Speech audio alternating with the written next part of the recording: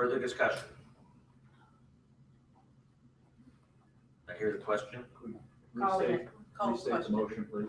I'm sorry. Restate the motion. The motion is to recommend to send to the convention this September with the recommendation of the board of directors that they adopt the 41% solution that Alex's task force put together to establish a system of at-large delegates, and the language would be that the board will determine the procedure later, which was what the bylaws committee recommended. That's the motion that's on the floor. Call the question? Question's been called. Can I ask a question? Sorry for that. Yes, sir. So in theory, then how early would people, 40% be able to vote? In 2 years? Next year. If it's adopted. Not September, but the following. Correct. If it's adopted this September, Correct. September. Yeah, 17, yeah, we have 17. regional If it's vote. adopted in 16, it would take effect right away. Okay. Actually, if it were approved at the first business meeting, Didn't have We time. wouldn't have time to get regional delegate. we could make Are you saying in the final business? No, because they'd have to actually physically get there. Yeah, okay. Yeah. Okay. So the question's been called. We're Ready eager for a to get vote? done. All in favor of the motion that's on the floor to approve the at-large delegate system, please say aye. Aye. Opposed? No. Okay, I heard two Who are the noes. no's? Lynn and Chris. Glenn, Tom, did And you vote? Okay, 3 noes. Okay. Second proposal from the Alex's task force to allow for convention can refer to the full membership for binding referendum to be held within 60 days after passage. Do I hear a motion for that? I'm sorry, can you explain exactly what that means? I'm a little confused. Okay, sure. The idea is a resolution that comes before the convention right now, if a resolution comes toward the convention votes and it becomes, it passes and it becomes the law of the land. This would allow the convention to refer out to the full membership by electronic vote to be held to hold a binding referendum. That's just states it explicitly. The bylaws committee has assured Alex's task force that this is already permissible. It's just nobody seems to know about it. And so the bylaws committee has recommended that we not put it in the bylaws because it's already out there. I think the task force is saying there's been confusion. Let's make sure it's explicitly in there. Is that a fair statement, Alex? That's clear. Okay, Bill? I thought we had worked through so that the recommendation that was going to come before this board was going to be, someone said it would be well publicized. But the better way to well publicize it is to simply have the bylaws chair, who is presenting the bylaw, or the resolution chair, say as part of the introductory remarks to the delegates that anything you want to send to the full membership, you can do that.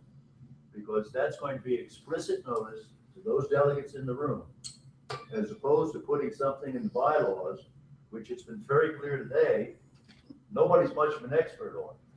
I doubt if the delegates know it as well as the board members do. So I think you better accomplish the purpose you're trying to do, which is to let the delegates know by telling the delegates each year. Andy? I kind of agree with that, but depending on one person to make it clear, and if that person doesn't do it, It's in the script. it's not clear. If it's something that we want to have, I'd rather that it be somewhere in writing that's clear that we want it. I think it's clear in the bylaws now. Where in the bylaws is it clear? It says that the convention is the supreme legislative body of the society. So if the convention says we want to send this to referendum as the supreme legislative body, they can do it. Mike? Can I ask two other old guys what they think? Sure. Can I ask those? Is that the wall people? What do you keep coming? I mean, I Roman basically. Roman what? Roman census. You should grab my wife and look at someone else. We need a Greek chorus. You're off the hook there. I'm feeling a little worried over there. I I mean, just think they know this. you know, I sit on the bylaws committee with Bill, and I mean, we're really in the same place. I mean, you know, this has always been an option and always remains an option. Because the delegates are the supreme legislative authority of the society. They want to, they feel they need to have a binding referendum on any or all matters, they can certainly call for one. I understand people may not know that, but I think Bill's right on the money. We write a script. It's not, I mean, I appreciate Andy's suspicion about not relying on somebody to tell the delegates year in and year out, but the truth is we have a written script that's read every single year. And it's written specifically so that we don't miss important points. So if this is an important point the board wants to have in the script, put it there and it will get read every year to the delegates. And it stays in the script forever once it's there. Change the dates, change the name of the city. So I mean, I do think that will accomplish the purpose. That there clearly would be no harm to the bylaws to put this in the bylaws, except that we have worked in the last few years to kind of pare back what's in the bylaws, to make it simple, so that there, you know, people don't have to go thumbing through it all the time. And this is just not one of those times, I don't think. And I'll with this is I don't think you all have tackled a lot of really important serious business today. This ain't even in the top 10. Okay, there's not currently a motion on the table in any form, either to direct the resolutions chair to make sure he or she reads that, or to pass the recommendation of the task force. I'll make a motion that staff be directed to add language to the resolutions chair's script. If I might, as a suggestion, it could be part of the resolutions chair script, but the board may want to consider whether this should be part of the parliamentarian's introduction to the entire process. Because in theory, you may want to do this for Let me- something other than resolution. To the resolutions chair script, the parliamentarian script, and the delegate handbook. Language making clear that any resolution at the convention can be referred to the full membership for an electronic referendum. I guess refer a referendum is, clean that up. I'll second that. Alex seconds that. And do we want to put the 60-day thing in, or is that No, just that's too much process? Yeah, I'm happy. Just vote. Any further discussion? When staff gets around to it. Is it a new point, Andy? I like having it in the bylaws as something that somebody can know and understand, not necessarily by being there and hearing it. I like to know how we operate at any time, at 2 a.m, opening up the bylaws. The motion on the table for consideration relates to placement of this information in all the different parts. Any further discussion on that point? Do I hear the question? Call the question. Okay, this is a vote on Bill's motion that I won't repeat. All in favor, please say aye. Aye. All opposed? No. One no vote, please, Mr. Schatz. Alex, thank you very much Yes. for all the work that you've done. Members of the task force, thank you all. I gotta tell you, I am really pleased that we've reached this point, because this is a significant problem and we're moving to getting it solved. So well done, everybody. Next item is a simple one. Hallelujah. It's the ACEJMC appointment policy. This came up last fall, you remember, when Steve Guyman went to London. He had been our delegate since the beginning of time, or at least 1996. He moved And he recommended to me, and I brought to this board, and you all adopted a system for it to be a presidential appointment. Our president-elect brought it to the executive committee in Scottsdale in January, and the executive committee moved it on to you all with our recommendation that you adopt it. It's basically making this position on par with the process for selecting this position on par with selecting a new RD. That if there's a vacancy, it would become that. We all thought that was a real good idea and a nice cleanup to make sure that our policies are parallel. I'll entertain a motion that we adopt that. Becky Talent says, so moved. Do I hear a second? Second. Is there any discussion? Do I hear the question? Call the question. Thank you, Rebecca. You were the supreme question. Got it down. All in favor of adopting the appointment of the ACE JMC rep on behalf of SPJ, please say aye. Aye. Any opposed? Thank you very much. Our past president, Dana Newts, is not here. I'll very briefly give the nominations report that she filed. It's on page 51 of your book. Candidates we have so far: for President-elect, Rebecca Baker; for Secretary-Treasurer, Alex Tarquinio; for Director at Large, which is Alex's seat, Jason Parsley and Alex Wieneman. Jane will seek re-election in Region 1. Patty is, at this point, was undecided. Deb was undecided. Stephanie in the Region 7, who could not be here. I'm sorry, Deb. Please change mine that I will not be running. Okay, so Deb will not be seeking election. We'll need candidates in Region 5, and I'll let Dana know that. She does. Oh, you've told her? Okay, all right, thank you. Stephanie had some family issues, and that's why she's not here. So we don't know about her. Eddie will seek re-election, and Tom will not. So that is where we are at this point, ladies and gentlemen. So, Is it something we said? No. say what? No. Is it something we said? It's everything. So you were pissed off. Mr. Ledger, SDX Foundation president. Oh, we're not doing a whole lot. And we're doing it with less. Pardon me? And we're doing it with less. Yes. We do have a full agenda tomorrow. We're starting even earlier than you all started today. We're starting at 8 o'clock. Anyone who would like to join us at that early hour is more than welcome. As you all know, the market has not been kind to us over the last month or so. It got back some of what we lost in January and February.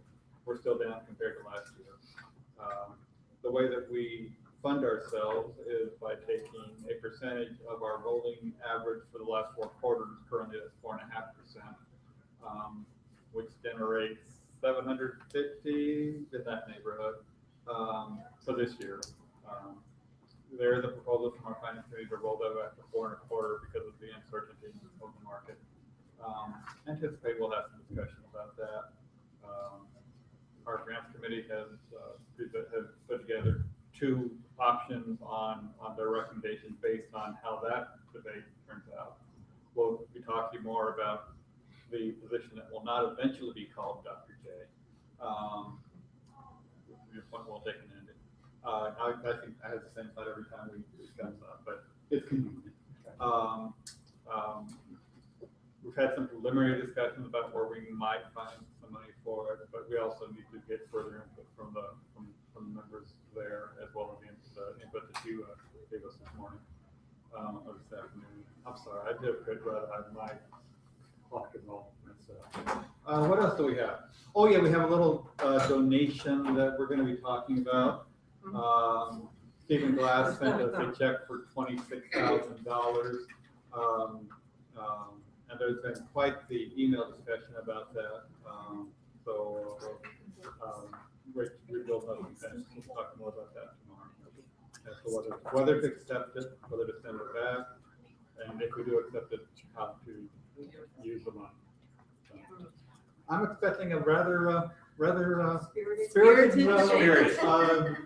morning tomorrow. So, and if there's any questions? So this Stephen Glass thing, if you accept or don't accept the money, I'm sure there's been some discussion that that's going to get attention outside of SPJ. Oh, yeah, they're part of the discussion, yes. All right, so, number one, what's the plan for that? Number two, what does this board need to do, not do, or know about the fallout potential from that?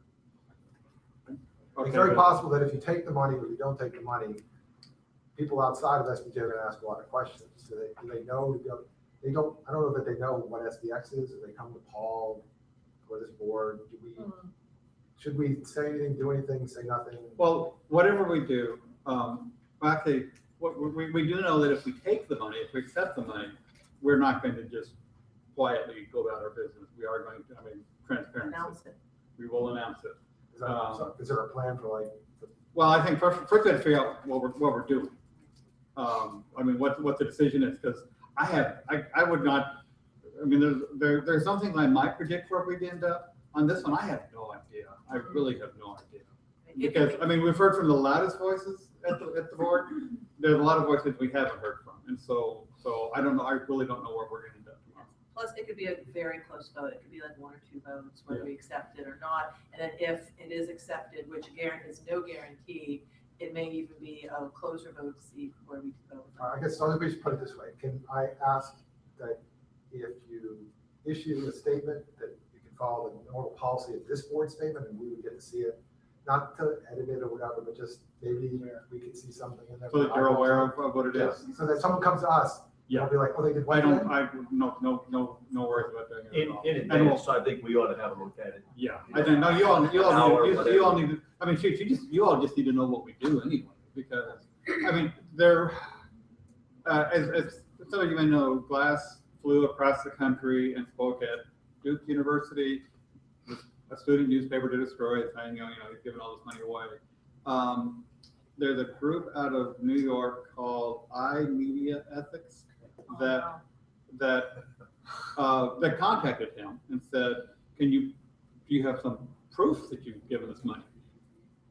He copied me because I talked with him, which was a very interesting conversation. Thank you for your money. We're not sure we want it. He copied me on that note so that I would know that what he had revealed. And with the copy was a PDF of all of his notes. Anyway, they posted their story yesterday. And they had to reach out to me, and I just said, we're talking about it on Sunday, and we'll figure it out then. But so it had gotten that small bit of publicity. Why didn't you say, oh no? Because I don't know the website at all. Nothing. Okay. Found out, I just said, oh, I know, sorry. Okay. Is he doing this as some requirement to a supplement for No. Well, he is, whenever I asked him that directly, why do it now 18 years after, or 19, whatever, how many years after the fact? It's almost 20 years since it happened. He said, well, I should have done it a long time ago. I'm doing it now, and it's never too late to do the right thing. He was, however, turned down for a license for active law in California, which went through a number of appeals. The Supreme Court finally made the deciding vote.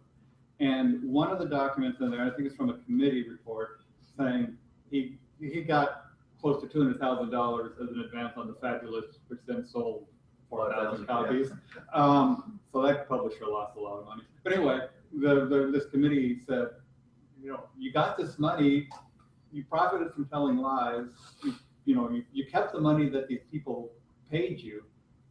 If you were really, really remorseful for your actions, you should have repaid it. And so I think that's his real motivation. And one of the magazines is out of business, so we couldn't repay them. So Right, but he got 200 grand and he's only giving us 26, hey. Well, and with the New Republic, he contacted their then owner. He sold it here in the last month or so, a guy from Facebook, and who said, you don't send it to me, send it to, I'm blanking out of his name. Paris, yeah, thank you. And so he sent him a check for some enormous amount. $152,618. Thank you. Are you on the iMedia site? Yeah, Yes. not to steal your thunder, but he gave Harper's 10,000, Martin Peretz 152, Heritage Foundation 2,400. That was for foreign policy. 43,500 Rolling Stone, and then 26,000. Yeah. And SPJ. the Harper's Magazine one was Is in published there. last fall. Well, it's- So it's on the it's back out page. there, it's so, Robert, we're going to, let the board know what tomorrow's discussion is or decision is. Mhm. But do we need a public statement either way because of the fact that this has been published Probably, already? yes, yes. Although Oh, it's a small the website. reporter asked me to let her know what we Yeah. decided. Yeah, so I think we should announce either way, Yeah. whether we're keeping it or giving it back. Has Jennifer prepared a press release and prepared talking points? So to answer your question, it's done. Yeah, prepared, I Michael, can't Michael, answer. your point is well taken. Yeah, prepared, I can't answer, but she knows it is on the docket and it's coming. So I don't know where she's at in that process. What surprised me, and of course, I don't know how many people see this website, but I thought that once their story appeared, that we might have gotten another call or two, and I didn't get any, I don't know. No, we did not. It's smart of you to leave town. Right? It's smart of you to leave town. That's right. Well, I had all day Friday, so. I didn't see in the backup, so maybe it's there, but it's part of your discussion if you accept the money, knowing that it might be controversial to put it towards an ethics thing or. Yes, that's been part of the discussion from the start. But then you also don't want to make it the Stephen Glass ethics program. No, it would be anti. They're called the Black Hole Award. That's right, that's right, name it black hole for it. No. I'd be glad to read his letter to you if you want to go play Rose's So you'll go letter. to the meeting I mean, tomorrow. hold it up here. You can just email it to us, that'd be cool. Yeah. No. Just email it to spjboard@spj.org, like it's real short. It's really short. It won't take me but a second here. There we go.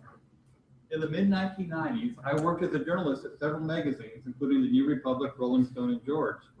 My career as a journalist came to an end when it was discovered that I had fabricated dozens of magazine articles. Like, yeah, we haven't seen the name in already. Yeah. I invented fake sources, I made up fake events, I fabricated materials to support my lies, I lied to my colleagues, editors, and friends, and when I was confronted with these lies, I lied more. My lies included painful and harsh untruths about real people. I engaged in egregious misconduct. I was rightly fired as a journalist. What I did was wrong on every level. I am truly sorry. I have no excuses. I am writing to the SDX Foundation because I am returning with interest the money these publications paid me. I want to make right that part of my transgression. I recognize that returning the money will not remedy my wrongdoing, make things even, or undo what I did wrong. Repayment does nothing to correct my many violations of the readers' and editors' trust. That said, I did not deserve the money these publications paid me, and it should be returned. And then from there on, it's just more or less, this is how I came up with this amount. Oh, I am very sorry and ashamed. That's an issue. And then there's a frowny face at the end.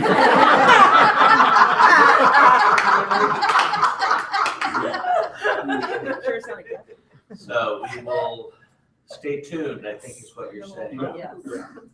Okay. All right, any questions, anything else for Robert? Thank you, sir.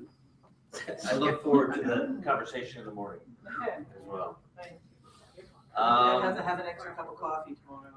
That is the last item up until old and new business. Is there any old business that we have pending, Joe, that you know of? Okay, I have one item of new business. And that is, I alluded to it earlier. This happened Thursday, Wednesday or Thursday. I mean, it is I was really, here, so it was Thursday. yeah, it happened after we sent out the addendum, and literally it was late breaking. There is a publication here in New Orleans. It's a nonprofit investigative newspaper called The Lens. They have been fighting with the city of New Orleans to get public records for some time. In May of 2015, they filed a lawsuit because the city of New Orleans, I mean, this is the Big Easy, Louisiana, think Edwin Edwards, think Huey Long. It has a record of frankly, a lot of corruption. So they We're seeking a digital database of all public purchases that the city of New Orleans has made. And they also were seeking a declaratory judgment that New Orleans had violated the law. Because under the Louisiana Open Records Law, if somebody asked for something, you're supposed to cough it up within 3 days. And the city just didn't do that. They were dragged through the courts. They just recently got a ruling that was a win on the first point, that they were entitled to the database. You can imagine what kind of data journalism they can be doing on that. The city immediately filed an appeal. So it is under appeal. Our lawyer, James Remoser, told us that the Lens is going to continue to press its declaratory judgment, which would be quite a ruling, quite a precedent to say that the city has been violating the law. Getting to the point, the Lens is a nonprofit. They don't have a whole lot of money for a legal budget. They have expended more than 10 grand. The judge did order the city to pay $2,500 in legal fees, but according to James, the way that the Louisiana law is written, they're never going to see that money. So they filed an LDF request, and just about all of us who are members of that committee are in the room here, that was enthusiastically endorsed for the full $5,000 that we have the authority to authorize. We can come to the board, and I told him, Guy Lamour, the LDF chair, that I would bring this to your consideration, another $5,000. So what's the limit of what we can give any one person, Joe? Is it 10? No limit, No limit. it's unlimited. The balance of the LDF account now is about $75,000. Okay. We are having dinner, the Guy and a couple of members of the committee. We're having dinner with Steve Beatty, who is with the Lens. We're having dinner with him tonight to let him know that, you know, at the very least, he's going to get $5 grand from the LDF committee and SPJ. I would throw it on the table for your consideration, and if anybody feels like making a motion, I'd be happy to entertain one that we authorize another $5,000. I'd like to make a motion actually to raise it to 15. Pay the 10,000 they paid and give them another 5,000, keep fighting like hell. I'll second that. Okay. I would just rather give another 5, and then if we want to, we can give them more later. I don't want to. We have 75. It's not like we have 750,000. Is that an amendment? I'm gonna vote against that for that. Accept that as an amendment to give 5 now? 5 now, and then for 10 total. 10 total, and of course they can always come back for more. All right, I'll accept that as a friendly amendment. Accept that. Absolutely. Tom? Is this case broad enough that it could be applied to other data sets that the city has? I don't know the answer to that. That's a good question. I don't know. I mean, it's their purchasing. It's the purchasing database, which is, you know, pretty expansive. I would think it's a large city. And do we know how far back that data set goes? No. I don't know anything more than what James told us, that they were seeking a database that the city wouldn't give them, and the judge said they were entitled to it. It might be too late, but if they could go back at least 5 years to be able I to. don't know. I believe, I'm sorry, I'm a little familiar with that case. I believe it goes back at least 5 years, it may go back 10. Part of the reason the city bought them. Okay. They don't want to get that much. All right.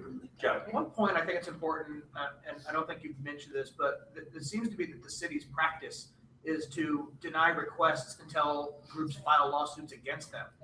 And media companies and those who are now seeking records don't have the funds to do it anymore. They don't have the funds to initiate litigation. So essentially what this city is doing is just denying all requests until somebody sues. It's become their practice. And so the hope is that with this support in this fight, you kind of force them to change that. All right, the motion on the table is to add Bill.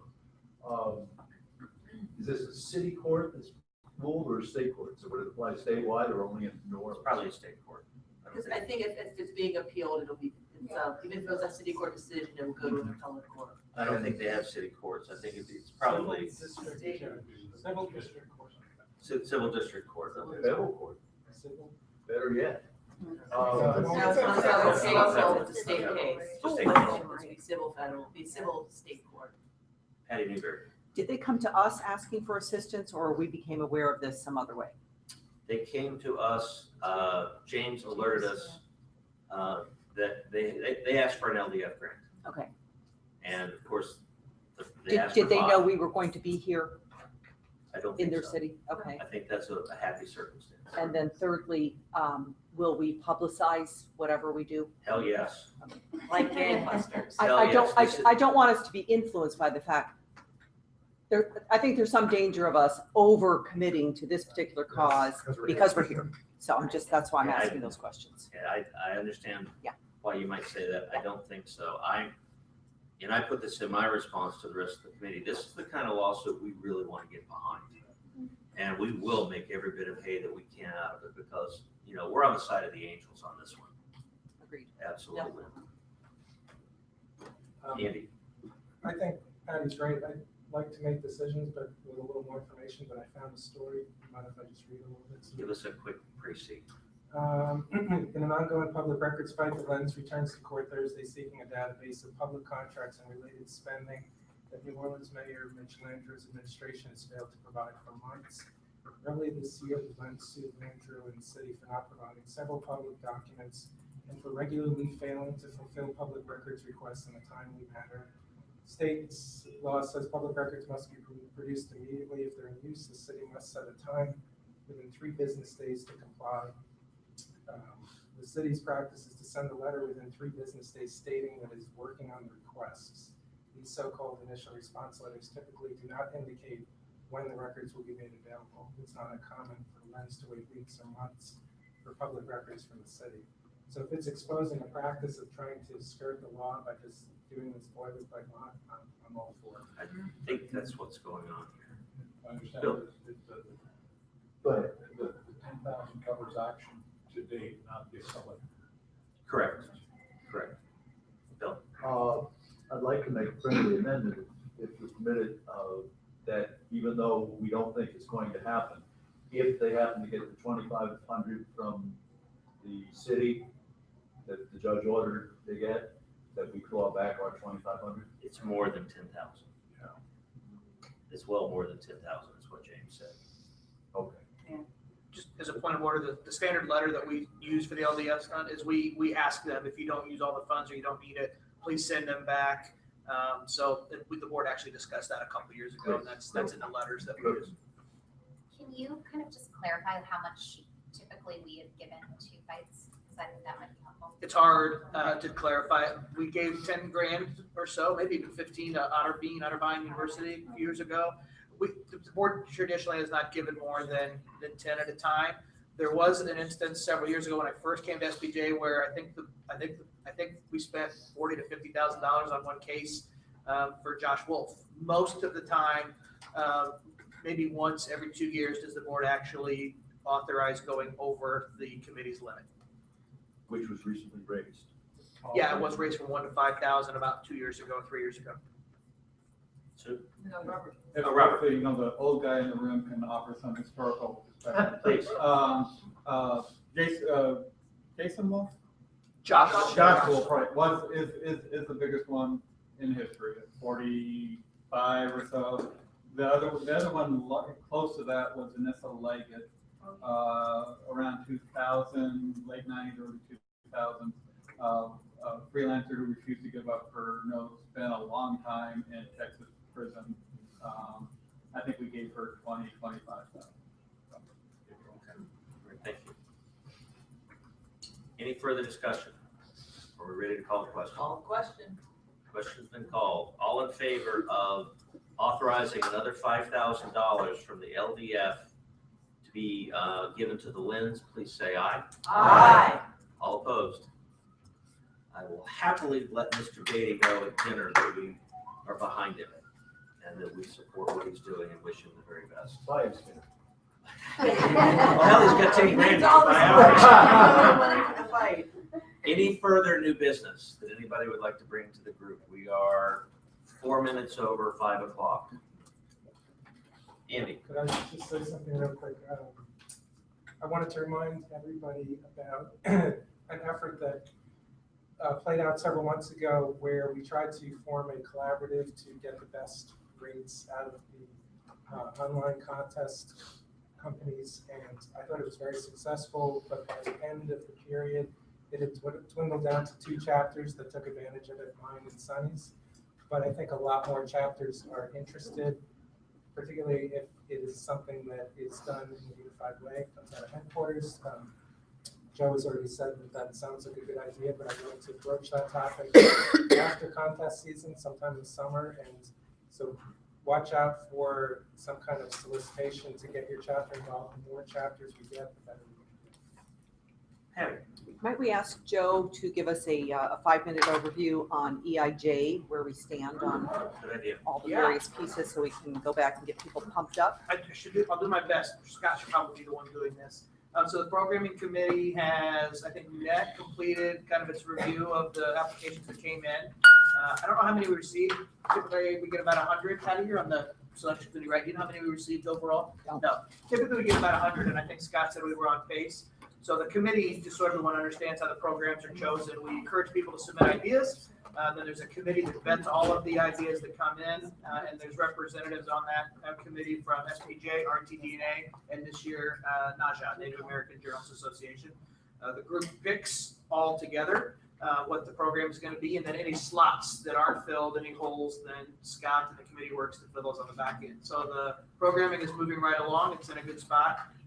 In terms of the logistical stuff, behind the scenes stuff, the hotel stuff, we are where we should be. So I think we're looking good. One of the things we continue to talk about over the years that Scott and I've talked about, and I don't know how far it's got along in the committee discussion, is trying to invite other groups to come and set up shop at our conference, like the day before, the day after. For those of you who are really paying close attention, you'll notice ACES has been there for the last few years, the Copyright Society. And they'll come in and we'll give them space for a day and they'll do their own workshop and they handle it and they love it because it's a captive audience. It's a place to go. So we're really looking to branch out with more of that type stuff. The one thing I will say that's different this year, and the thing that's presenting the most challenges is the schedule and the day pattern. So it's an odd day pattern. The convention technically ends on a Tuesday, and so it doesn't really start until a Sunday. So the question is, what's that going to mean for the attendance in terms of traveling? So we're trying to configure it so that people can come in and we can actually do the day-long workshops on Saturday. And then Tuesday is more of a, not so much programming, more about business, closing business sessions, president's banquet, and then tours, community service projects, that sort of stuff. So that Tuesday is less about educational programming and more about insider baseball stuff and tours, if you will. So the schedule may look a little different than what you're all used to seeing because of the day pattern. But that was the way to get a really good rate at this hotel. So that's one of the things we've never done. We were going to try it and see how it impacted things. So we'll see. And in terms of the project, I don't know yet. Lisa's been working on those. Patty, do you have another question? in terms of the use of this space, which floors are we actually occupying? All of them in Okay. some form. Except guest rooms. Yeah, we're gonna own all the meeting space for the most part, and so we just did the tour yesterday. Some of the breakouts will be on, I think, the 5th level, which we didn't have in 2011. For those of you who are here, we didn't have any of the 5th level. So we have a lot of space on the 5th level, the 3rd level, and then this level as well. And then there's some banquets up on the 8th level.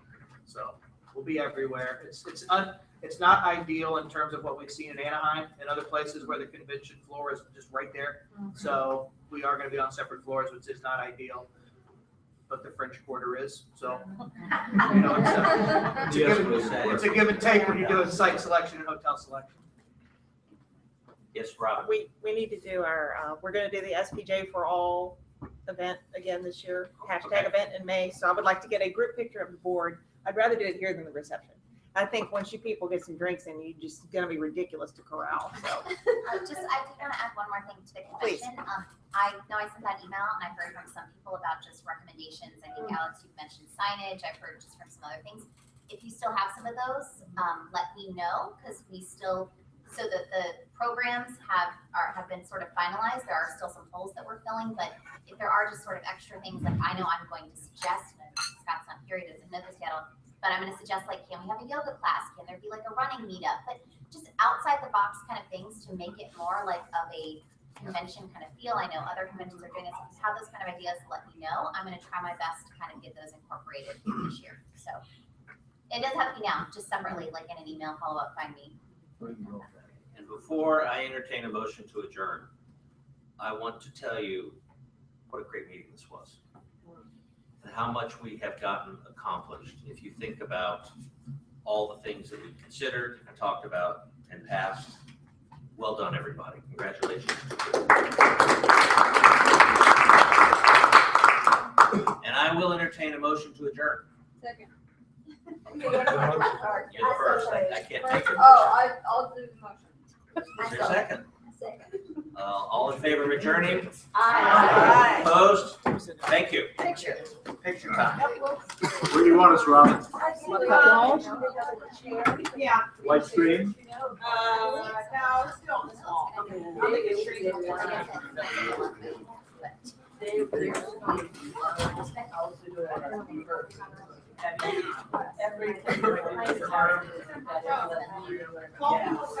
So popular.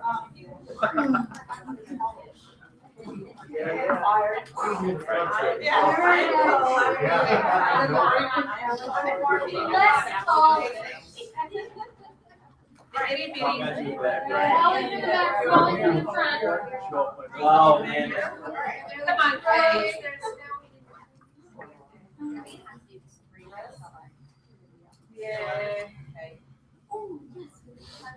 Yes. That's part of it. Can we do like 3 rows? Yeah. This time, that'd be cool. Yeah, great. Okay, now, make sure we have this real. We don't want to be SJW for all. We should do that just for. Sarah has to make sure that everyone. SJP, Students for Justice for Knowledge. Or something. Okay, Can't go back.